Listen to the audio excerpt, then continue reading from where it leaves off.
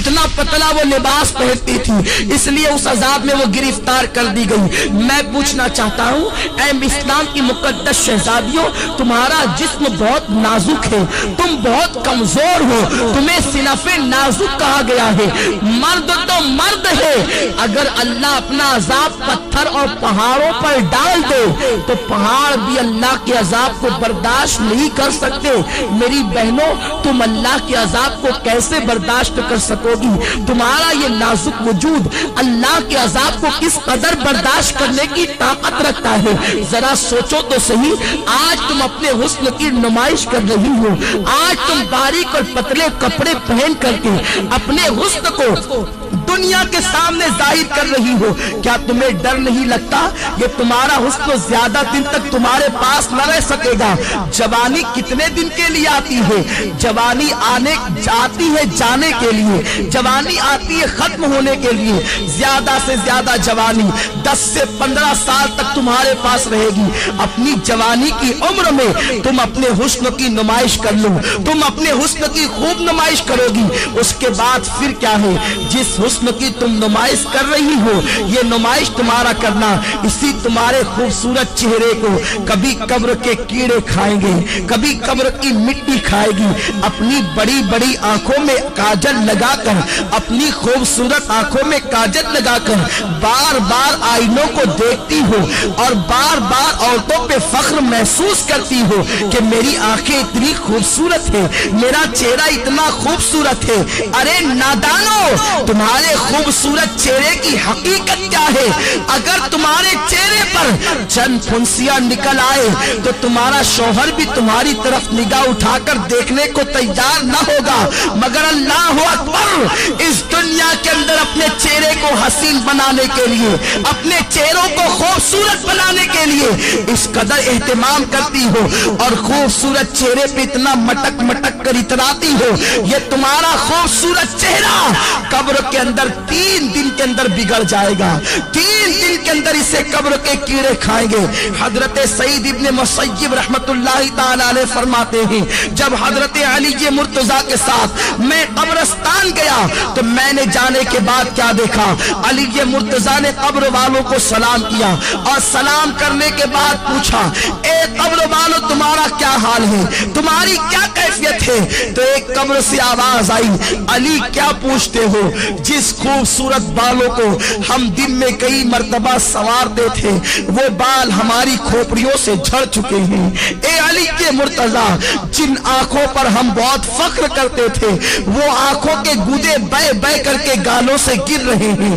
جس چہرے کے اور گالوں کی سرخی پر ہم اتراتے تھے ان گالوں کے گوشت کو کیڑوں نے کھانا شروع کر دیا ہے۔ اب تم ہمارا حال کیا پوچھتے ہو؟ جس جسم پر پرفیوم لگا کر، جس جسم پر عطر لگا کر دنیا کے سامنے فخر محسوس کرتے تھے، اس جسم کو ازدہے ڈس رہے ہیں۔ اے علی، اب ہم تمہیں اپنا کیا حال سنائے؟ اے اسلام کی مقدس شہزادیوں، اپنے بڑے بالوں کی نمائش کے لیے تم اس قدر سرگردہ نظر آتی ہو، اس قدر کو لاہور پر کوشا نظر آتی ہو۔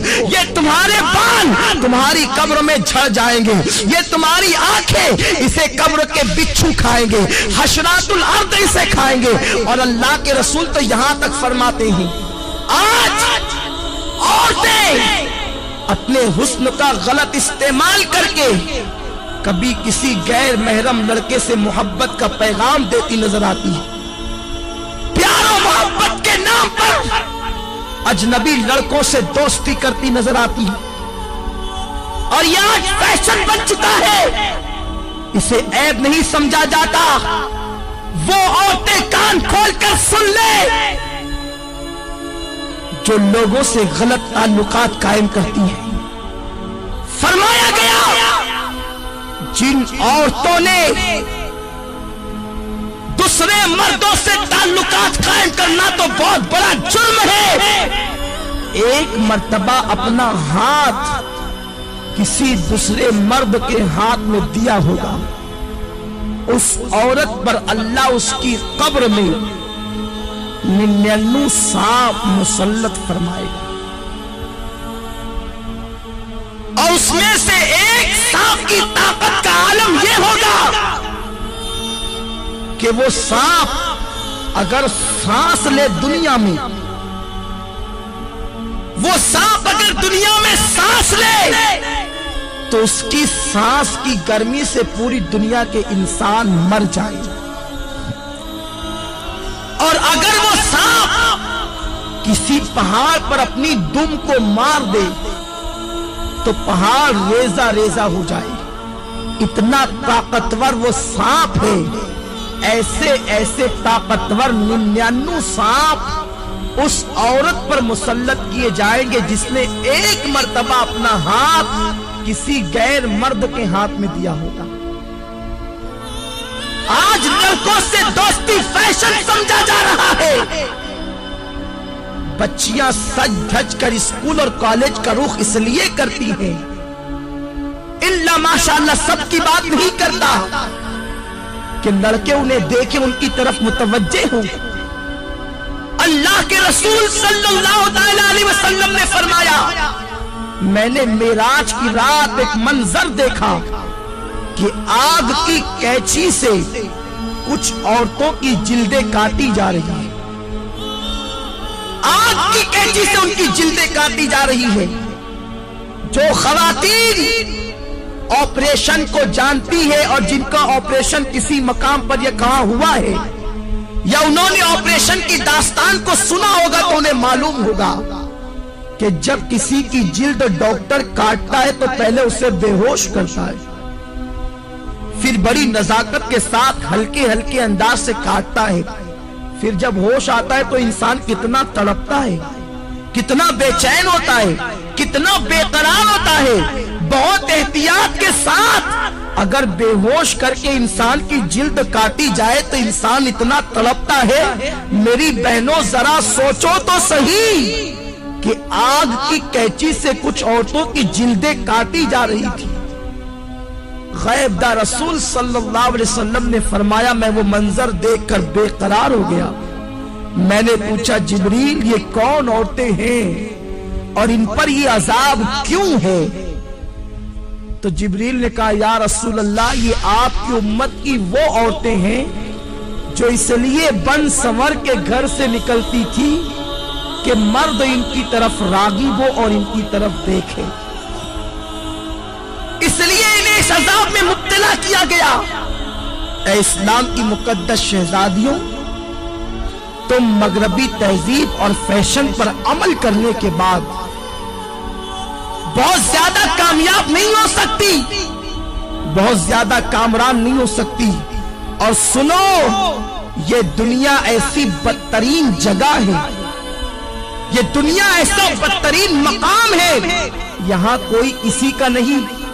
जब तक तुम्हारी जवानी तुम्हारे पास है, हर आने वाला तुम्हारे करीब आने की सोचेगा। तुम्हारे हुस्न को फूल की तरह जो हुस्न अल्लाह ने अता किया है उसको मल देने के बाद वो ऐसा गायब होगा कि फिर तुम्हें कहीं नजर नहीं आएगा। आजकल ये बातें भी सुनने में आ रही है कि ये चीज भी फैशन बनती जा रही है कि एक औरत शौहर के होने के बावजूद दूसरों की तरफ निगाह करती है, या दूसरों के बहलाने फुसलाने पर, कभी जेवर के लालच देने पर, कभी दौलत की लालच देने पर, कभी कारों में और बाइक पर घूमने की लालच देने पर औरतें फिसल जाती है। दरअसल गलती औरतों की नहीं है, इसलिए कि ये बेचारी नाकिसुल अक्ल है, बहुत जल्दी किसी के फंदे में आ जाती है, बहुत जल्दी कोई ने इस्तेमाल कर जाता है, बहुत जल्दी कोई ने यूज कर लेता है। मगर मेरी बहनों, मेरी बात का बुरा न मानना, मैं तुम्हारे नबी का नवासा और तुम्हारा छोटा सा भाई हूँ, मैं तुम्हारी खैरखाई के लिए ये बातें अर्ज कर रहा हूँ, वरना औरतें ये ना कहें कि मिंबर पर बैठकर हमसे ये क्या बातें कही जा रही है। मैं ये नहीं कहता कि इज्तिमा में आने वाली सारी औरतें बुरी हैं, मैं ये बातें सिर्फ इसलिए कह रहा हूँ कि जो बुरी औरतें हैं तुम जाकर के उन औरतों को ये बातें बताओ ताकि वो इस्तेमाल होने से बच जाएं, ताकि वो गलत कामों से बच जाएं। मेरी बहनों, मैं तुमसे पूछना चाहता हूँ, तुम्हारे पास जवानी ज्यादा दिन तक रहने वाली नहीं है, 10 से 15 साल तक तुम्हारी जवानी तुम्हारे पास रहेगी। और सुनो, अल्लाह के रसूल सल्लल्लाहु अलैहि वसल्लम ने फरमाया, औरतों का सबसे बड़ा सेवर औरत की शर्म और हया है। जो औरत जितनी बाहया है वो औरत उतनी ज्यादा मुअज़्ज़ज़ है, वो औरत उतनी ज्यादा मुकर्रम है। सुनो, अगर तुम्हारा शौहर गरीब है, अगर तुम्हारा शौहर बहुत ज्यादा नादार और मुफलिस है, तब भी उसी शौहर के साथ वफादारी करो, उसके साथ खरीदारी मत करो। अगर कोई इंसान कितना ही जेवर का लालच दे, कितनी दौलत का लालच दे, कितने ही कारों में बाइक पे घूमने फिरने का लालच दे, कभी किसी की तरफ निगाह उठाकर न देखना, इसलिए कि अगर दुनिया के अंदर किसी के जेवर के लालच में फंसकर, अगर किसी दुनियादार इंसान की लालच में आकर तुम अपनी आबरू का सौदा कर बैठोगी, तुम अपनी इज्जत का सौदा कर बैठोगी, सब कुछ चला जाएगा, दुनिया में इज्जत भी चली जाएगी और आखिरत में तुम जहन्नम का ईंधन बनोगी। और अगर तुमने अपनी इज्जत को संभाल कर रखा, अपनी हया को संभाल कर रखा और गरीब शौहर के साथ तुमने वफादारी के साथ अपने शौहर के साथ वफादारी की, तो नबी का फरमान सुनो, मेरे आका फरमाते हैं जो औरत अपने गरीब शौहर के साथ वफादारी के साथ रहती है, अपनी आबरू का सौदा नहीं करती, ऐसी औरत को अल्लाह मेरी बेटी फातिमा के साथ बगैर हिसाब व किताब जन्नत में दाखिल फरमाएगा।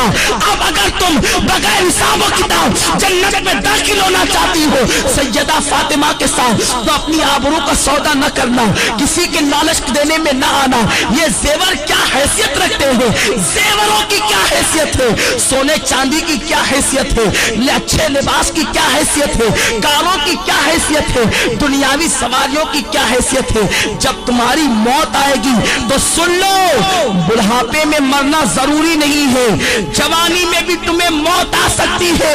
अल्लाह अकबर। जब तुम्हें मौत आएगी, अगर तुमने अपनी हया को बेचकर जेवरात हासिल किए होंगे, यही जेवरात तुम्हारे बदन से निकाल लिए जाएंगे।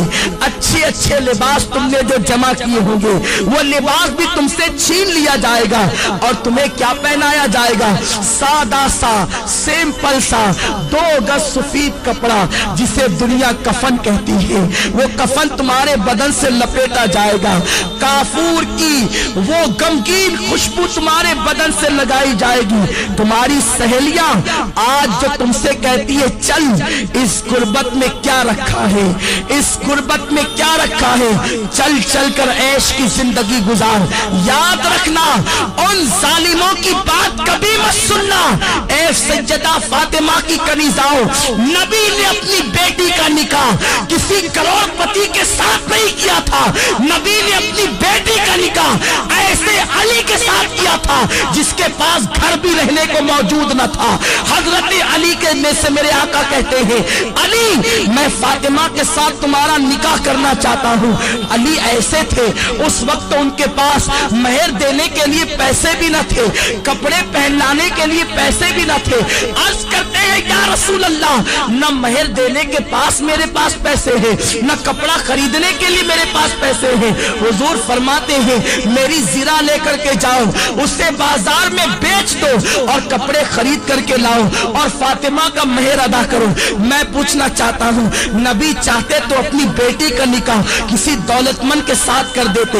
बड़े बड़े दौलतमंद मेरे सरकार की बेटी का हाथ मांगने के लिए आए थे, मगर नबी जानते थे अगर मैंने अपनी बेटी का निकाह किसी दौलतमंद के साथ कर दिया तो मेरी उम्मत की बेटियों का क्या होगा, मेरी उम्मत की बेटियां जिंदगी कैसे गुजारेगी।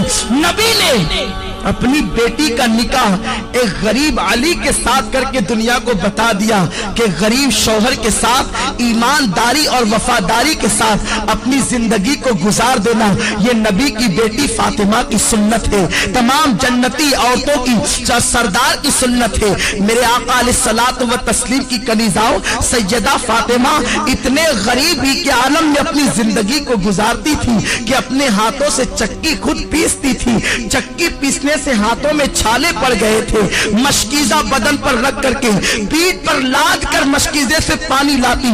नबी की शहजादी के पीठ पर उस मशकीजे के काले काले निशान पड़ गए थे। मेरी बहनों, तुम भी तो अच्छा लिबास पहनती हो, नबी की बेटी तो 72 पेवन लगी हुई एक चादर ओढ़ती थी और एक चादर के अलावा नबी की बेटी के पास दूसरी कोई चादर मौजूद न थी।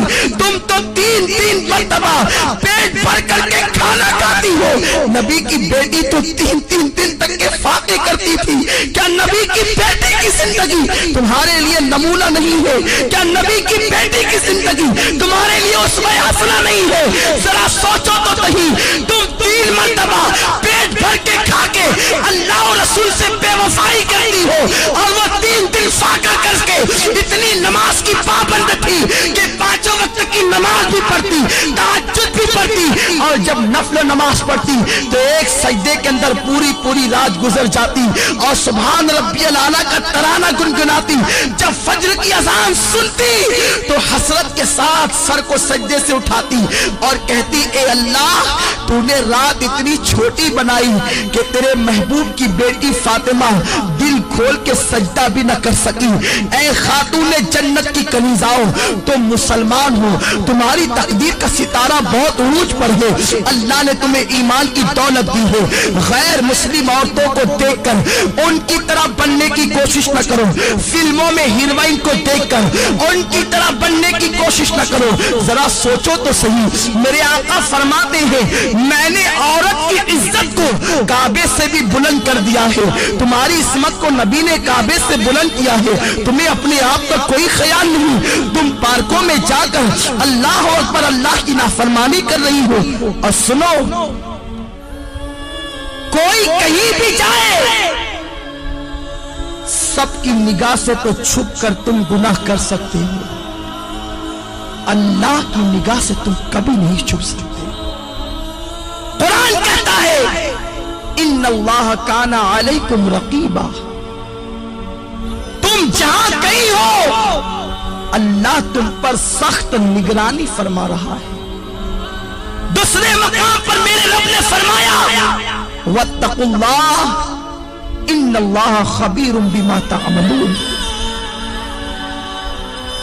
اللہ سے ڈرو کہ وہ تمہارے ایک ایک پل کی خبر رکھتا ہے. اور یہ بھی سن لو میری بہنوں، اگر تم نے اللہ سے ڈر کر گناہوں سے توبہ کر لی تو اللہ کے رسول فرماتے ہیں جو اللہ سے ڈرتا ہے اللہ اسے سب سے بے نیاز کر دیتا ہے. اللہ محتاجی کو دور کر دیتا ہے. جو اللہ سے ڈرتا ہے اللہ اسے ایسی جگہ سے روزی عطا کرتا ہے جہاں پر اس کا گمان بھی نہیں جاتا. آؤ میں آپ کو استقامت فی الدین کے حوالے سے اور اللہ کے خوف کے حوالے سے ایک بڑی پیاری حکایت پیش کری.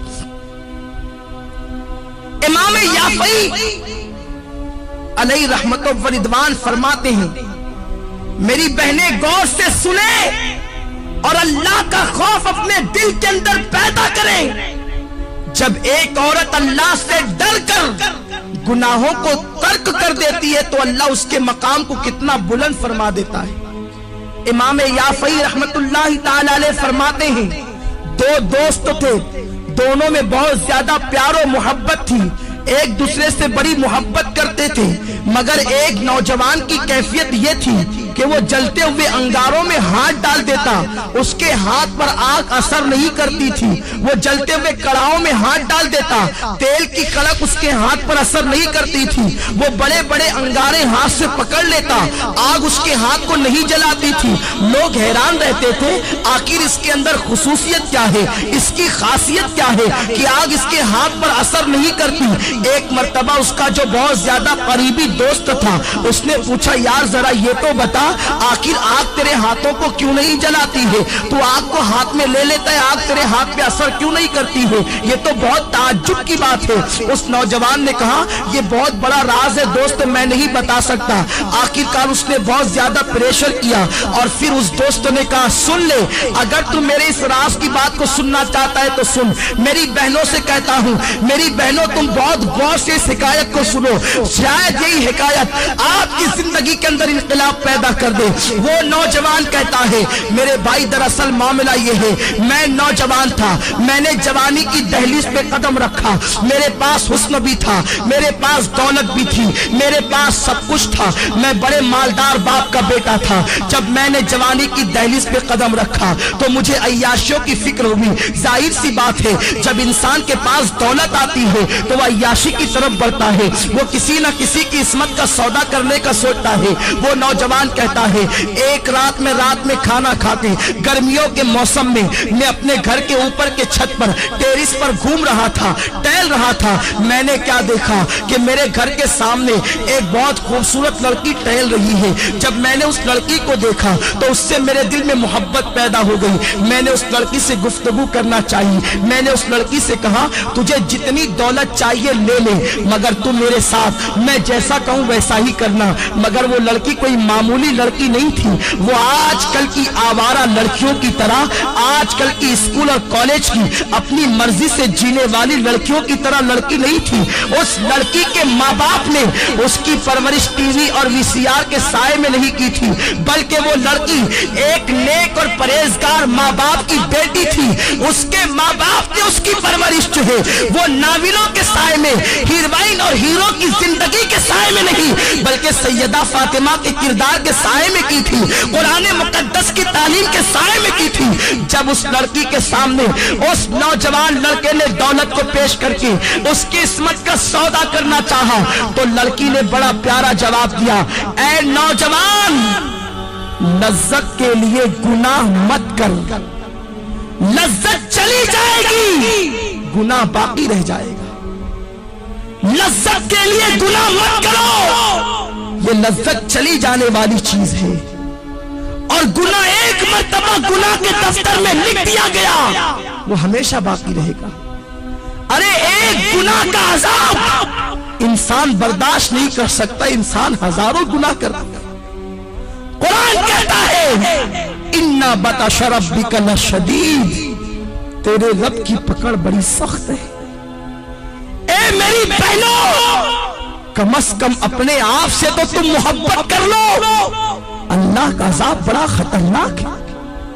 ساری دنیا مل کر اس کے ایک چھوٹے سے عذاب کو برداشت نہیں کر سکتی، تم اتنے گناہ کر کے اتنے بے باکی کے ساتھ زندگی گزارتے ہو، تمہیں اللہ کا ڈر نہیں ہے، تمہیں مرنا نہیں ہے، کہ تمہیں قبر میں نہیں جانا ہے۔ وہ نوجوان کو اس لڑکی نے کہا لذت کے لیے گناہ مت کر، لذت چلی جائے گی گناہ باقی رہ جائے گا۔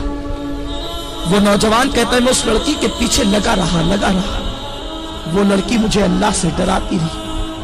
آخر کیا ہوا، ہمارے شہر میں قحط سالی کا زمانہ آیا، سوکھا پڑ گیا، قحط پڑ گیا، ہر غریب امیر کے دروازے پر بھکاری کی طرح کھڑے ہو گئے۔ میں مالدار باپ کا بیٹا تھا، میرے باپ نے مجھے بہت سارا اناج دیا، کہا بیٹا تقسیم کرو۔ میں اناج تقسیم کر رہا تھا کہ میرے دروازے پہ وہ لڑکی بھی چلی آئی۔ میں نے اس لڑکی کو قطار میں دیکھا، میں خوش ہو گیا کہ آج اپنی دل کی خواہش پوری کروں گا۔ میں نے جلدی جلدی اپنے نوکروں سے کہا کہ سب کو دے کر کے بھگا دو، اور اس لڑکی کو میں نے اپنے کمرے میں بلایا۔ لڑکی سے پوچھا کیا بات ہے، کیوں آئی ہو، آنے کی وجہ کیا ہے؟ لڑکی نے کہا اے نوجوان تو جانتا ہے کہ میری شادی ہو چکی ہے اور میرے 3 بچے ہیں، میں ماں ہوں، میرے بچے بھوک کی وجہ سے تڑپ رہے ہیں، خدا کے لیے کچھ اناج دے دے تاکہ میرے بچوں کی زندگی بچ جائے۔ اس نوجوان نے کہا اے لڑکی میں تیرے قدموں میں دولت کا اور اناج کا انبار لگا دوں گا، تو ایک مرتبہ میرے دل کی تمنا کو پورا کر۔ لڑکی نے کہا تیرے دل کی تمنا کیا ہے؟ تو اس نوجوان نے کہا کہ میں تیرے ساتھ زنا کرنا چاہتا ہوں۔ لڑکی لرز گئی اور کہنے لگی نادان اللہ سے ڈر، اللہ کے رسول فرماتے ہیں جب کوئی لڑکا اور لڑکی زنا کرتے ہیں تو ان کا ایمان ان کے سینوں سے نکل جاتا ہے، ایمان دلوں سے رخصت ہو جاتا ہے۔ اور اللہ کے حبیب فرماتے ہیں جب کوئی مسلمان مرد اور عورت بدکاری یعنی زنا کرتے ہیں تو زمین رو کر اللہ سے کہتی اے اللہ تو مجھے اتنی طاقت دے دے تاکہ میں پھٹ جاؤں اور ان دونوں کو اپنے اندر دبوچوں. اتنا بدترین جرم ہے زنا. اللہ سے ڈر, تو کیا کہہ رہا ہے؟ اس نوجوان نے جواب دیا اگر تو میرے دل کی خواہش کو پورا نہیں کر سکتی تو میں تیری بات پوری نہیں کر سکتا. لڑکی چلی گئی. جب وہ گئی تو اس نے کیا دیکھا, اس کے بچے رو رہے. کہتے ہیں ماں اگر تو ہمیں کھانا نہیں کھلا سکتی تو اپنے ہاتھوں سے ہمارا گلا دبا کے ہمیں مار ڈال تاکہ ہم بھوک کی شدت سے تو بچ جائیں. میری بہنوں ذرا سوچو, ایک ماں کے سامنے جب بچے زندگی اور موت کی بھیک مانگ رہے ہوں گے تو اس ماں کی ممتا نے کیا کہا ہوگا. لڑکی نے سوچا بچوں کی 3 بچوں کی زندگی ایک طرف ہے اور زنا ایک طرف ہے. اگر میں زنا کر لوں اور اناج حاصل کر کے بچوں کو کھلا دوں میرے بچے تو بچ جائیں گے, بعد میں توبہ کر لوں گی. توبہ کا دروازہ تو کھلا ہے. اور یہ کہہ کے وہ چل پڑی. یہ شیطان کا سب سے خطرناک جال ہے کہ ابھی تو گناہ کرو بعد میں توبہ کر لیں. ہمیشہ سوچو تمہارے پاس گارنٹی کیا ہے کہ تمہیں گناہ کرنے کے بعد توبہ کا موقع ملے گا. کیا گناہ کرتے کرتے مر گئے تو کیا ہوگا؟ ہمارے محلے کی بات ہے, ایک خاتون رات 12 بجے کے بعد فلم دیکھ رہی تھی. گھر میں اکیلے تنہا بیٹھے, فلم دیکھتے دیکھتے اس کا انتقال ہو. پورے محلے میں ہنگامہ ہو گیا کہ اس عورت کا انتقال فلم دیکھتے دیکھتے ہوا. محلے کے 80% لوگوں نے اس کا جنازہ نہیں پڑھا اور آج بھی دنیا اس پہ لعنت و ملامت کر رہی ہے. کہیں ایسا تو نہیں کہ کوئی گناہ کرتے کرتے آپ کو بھی موت آ جائے اور ساری دنیا قیامت تک آپ کا ذکر کر کے آپ کو ملامت کرے؟ تو یہ مت سوچنا کہ گناہ کرنے کے بعد توبہ کا موقع مل جائے گا. اگر گناہ کرتے کرتے موت آ گئی تو کیا ہوگا؟ میرے آقا فرماتے ہیں جو جس حال میں مرے گا اسی حال میں اٹھایا جائے گا. اگر گناہ کرتے کرتے مرو گے تو اسی کیفیت میں اٹھائے جاؤ. تو بہرحال وہ لڑکی چل پڑی. مختصر عرض کر رہا ہوں, رستے میں آئی تو اس لڑکی نے سوچا کہ اگر میں گناہ کر لوں اور بچوں کی زندگی نہ بچے تب, اگر اللہ چاہے تو وہ کھانے کے بعد بھی مر سکتے ہیں. ضروری تو نہیں کہ کوئی بھوکا ہی مرے, کھانے کے بعد بھی بچے مر سکتے ہیں. تو بچوں کی زندگی کے لیے اپنی عصمت پر داغ کیوں لگاؤں؟ جس رسول کے صدقے مجھے عزت ملی, وقار ملا, زندگی ملی, میں اس رسول کا دل کیوں دکھاؤں؟ یہ سوچ کر وہ گئی اور نوجوان سے کہا میرے بچوں پہ رحم کر کے کچھ دے دے. تو اس نے کہا تو میری دل کی خواہش پوری کر, میں تیری خواہش پوری کر دوں. لڑکی نے کہا اے نوجوان کان کھول کے سن لے, اپنے ایک ایک بچے کو بھوک سے تڑپ تڑپ کر مرتا دیکھنا تو گوارا کر لوں گی مگر نبی کی نافرمانی نہیں کروں گی, کبھی گناہ کی طرف نہیں جاؤں گی. یہ کہہ کر وہ لڑکی پلٹ گئی اور آ کر حضرت فاطمہ کی سنت کو ادا کیا. وضو کیا اور سر سجدے میں رکھ کر کہتی ہے مولا تو نے کہا ہے گناہ سے بچنے کے لیے میں بچ گئی, اب میرے بچوں کی زندگی بچانا تیرے کرم کا کام ہے. ادھر یہ دعا کر ہی رہی تھی, ادھر دروازے پہ دستک ہوئی. دروازہ کھول کے دیکھا تو وہی نوجوان اپنے نوکروں کے ساتھ کھڑا ہے. اس کے ہاتھوں میں بہت سارے روپیوں کے تھال اور اناج موجود ہے, کھانا موجود ہے. لڑکی نے کہا کیا بات ہے, کیوں آئے ہو؟ اس نوجوان نے کہا اے عورت تو غریب بھوکی پیاسی ہو کر اللہ سے اتنا ڈرتی ہے تو مجھے مالدار ہو کر اللہ سے کتنا ڈرنا چاہیے. میرا دل تیرے تقوی اور پرہیزگاری کی وجہ سے بدل گیا. آج کے بعد میں تجھے اپنی بہن مانتا ہوں, سارے ناپاک ارادوں سے میں نے توبہ کر لی. یہ لے میری طرف سے تحفہ قبول فرما اور اپنے بچوں کو کھلا دے. उस लड़की ने कहा रुक जा, फिर सजदा किया और कहती है ए अल्लाह, ये नौजवान अगर अपने कौल में सच्चा है, ये अगर सही कहता है, तो ये तेरी बंदी तेरी बारगाह में दुआ करती है कि तू इस पर दुनिया की आग भी हराम कर दे और जहन्नम की आग भी हराम कर दे। वो नौजवान कहता है वो अल्लाह से डरने वाली बंदी की दुआ का असर है कि जैसे मैं आग में हाथ डाल देता हूँ तो आग मेरे हाथों पर असर नहीं करती, उसकी दुआ में इतनी तासीर कि उसने मुझे दुआ दे दी तो मैं दुनिया की आग को पकड़ता हूं तो आग मेरे हाथों पर असर नहीं करती। मुझे उम्मीद है कि जहन्नम की आग भी मेरे जिस्म पे असर नहीं करेगी। मेरी बहनों जरा सोचो तो सही, अगर एक औरत गुनाह से बचे, एक औरत अगर बुराई से बचे तो उसकी दुआ में इतनी तासीर पैदा हो जाए कि अगर वह किसी के लिए दुआ कर दे कि तेरे हाथ पर दुनिया की आग असर न करे तो दुनिया की आग उसे जला नहीं सकती, तो खुद उस बंदी के वजूद का आलम क्या होगा, खुद उस बंदी की शान और शौकत का आलम क्या होगा। तो मेरी बहनों, तुम अपने मकाम को पहचानो, तुम नबी की उम्मती हो, तुम सरकार की कनीज हो, तुम सैयदा फातिमा के नक्शे कदम पर चलने के लिए पैदा की गई हो। अपनी इस्मत और आबरू को समझो और अपनी आबरू का सौदा न करो। और चलते चलते आखिरी बात बता दूं, अगर कोई मेरी बहन गलती से कोई गुनाह कर चुकी है तो वो परेशान ना हो, आज भी तौबा का दरवाजा खुला हुआ है। सिद्क दिल से तौबा कर लो। अभी थोड़ी देर के बाद यहां पर दुआ होगी, जिक्र होगा, उसमें चंद आंसू बहा के तौबा कर लो, अल्लाह तुम्हारी तौबा को कबूल फरमा लेगा। मेरे आका फरमाते हैं अत्ताइबु मिनज़्ज़म्बि कमल्ला ज़म्बला,